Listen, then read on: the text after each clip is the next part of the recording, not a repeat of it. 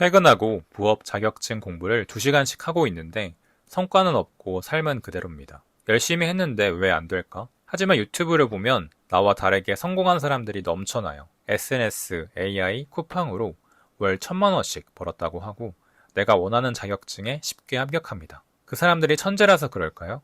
절대 아닙니다. 평범한 사람도 뇌과학 원리를 알면 뛰어난 성과를 낼 수 있습니다. 내가 원하는 목표, 어떻게 이룰 수 있을까요? 시작하겠습니다. 왜 우리는 노력해도 원하는 목표를 이루지 못할까요?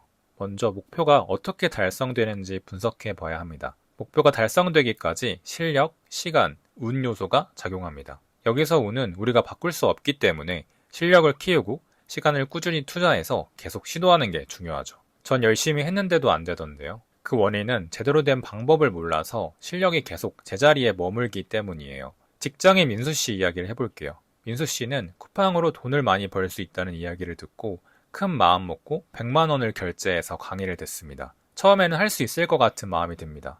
하지만 직접 해보면서 어려움을 느껴요. 빨리 잘하고 싶은 마음에 더 조급해지고 내 뜻대로 성과가 나지 않아서 고민이 됩니다. 그러다 인스타에서 쇼츠를 만들면 쉽게 돈을 벌 수 있다는 광고를 봅니다. 따라하기 쉽고 누구나 할 수 있다고요. 그렇게 AI 쇼츠 강의도 새로 결제합니다. 문제는 민수 씨가 실력이 늘기도 전에 또 다른 강의를 결제하고 있다는 겁니다. 본인 이야기 같지 않으신가요? 많은 사람들이 하는 실수인데요. 바로 정보 수집 중독입니다. 성공한 강사들의 강의만 찾아다니고 필요해 보이는 내용을 카카오톡 메시지로 보내고 도움될 것 같은 영상을 나중에 볼 동영상으로도 저장합니다. 하지만 이렇게 저장해두고 얼마나 다시 보고 계신가요? 많은 사람들이 더 좋은 방법론과 효율성만 찾아다니고 막상 실행은 하지 않습니다. 여러분 잘못이 아닙니다. 그 원인은 우리 뇌의 도파민 시스템과 밀접한 연관이 있는데요. 정보를 찾고 새로운 방법을 알아내는 탐색 행위, 그 자체가 도파민을 분비시키거든요. 즉 실행을 하지 않아도 공부한 느낌, 준비된 느낌만으로 뇌는 보상을 받아요. 실제 행동은 에너지도 많이 들고 더 어렵고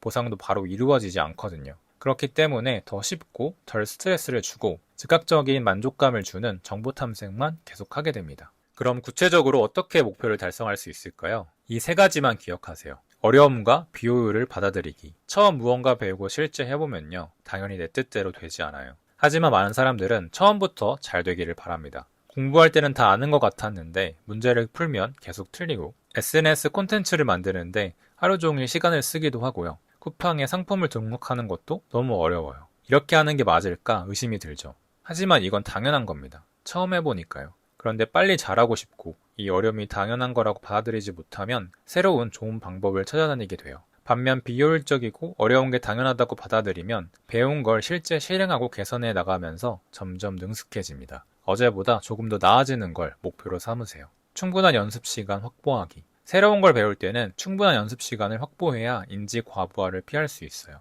배운 내용을 습득하기도 전에 계속 이론만 학습하거나 새로운 걸 계속 추가하면 충분한 연습을 못해 성과가 나지 않고요. 결국 이 좌절감이 반복되면 그만두게 됩니다. 여러 교육 현장, 훈련 프로그램에서 배우는 시간과 연습 시간 비율을 1대5 정도로 설정합니다. 이론 1시간을 배웠다면 실습은 5시간을 하는 거죠. 이 비율을 고려해서 루틴을 짜보세요. 예를 들어 주말에 강의를 3시간을 들었다면 월요일부터 금요일까지 매일 3시간씩 연습을 하는 거죠. 실력은 실행하며 내 것으로 만드는 과정이 수반되어야 올라갑니다. 실행을 하다 보면 어려움, 문제가 발생하고 그 문제를 해결하면서 배우게 됩니다. 실행을 반복하다 보면 의식적인 노력이 점차 줄어들고 익숙해집니다. 익숙해지면 인지 부하도 감소하고 배우는 속도가 더 빨라집니다. 복리 효과가 일어나게 돼요. 하루에 1%씩만 성장한다면 365일이 되면 37배 성장할 수 있어요.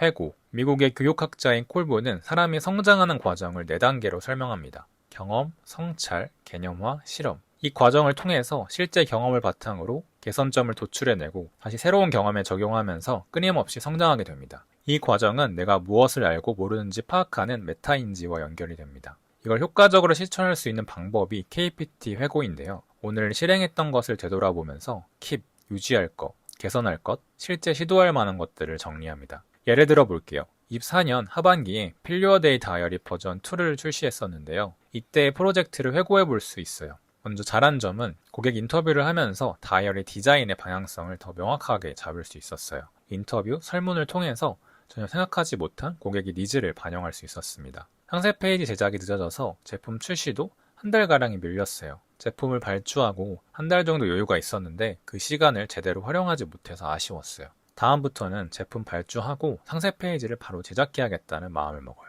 다이어리를 다시 제작할 때 회고를 통해 배운 내용을 적용해 볼 수 있습니다. 고객 인터뷰, 설문조사는 그대로 진행을 하고 제품 발주하고 상세 페이지를 제작하는 거죠. 회고는요, 프로젝트가 끝났을 때 해도 좋고요. 매일 매주 주기를 정해놓고 돌아봐도 좋아요. 확실한 건 회고를 하면 할수록 더 많이 배우고 성장할 수 있다는 거예요. 오늘 목표를 달성하는 3가지 방법에 대해 알아봤습니다. 이 3가지를 지킨다면 무조건 성장할 수밖에 없어요. 마지막으로 운에 대해 이야기해 볼까 해요.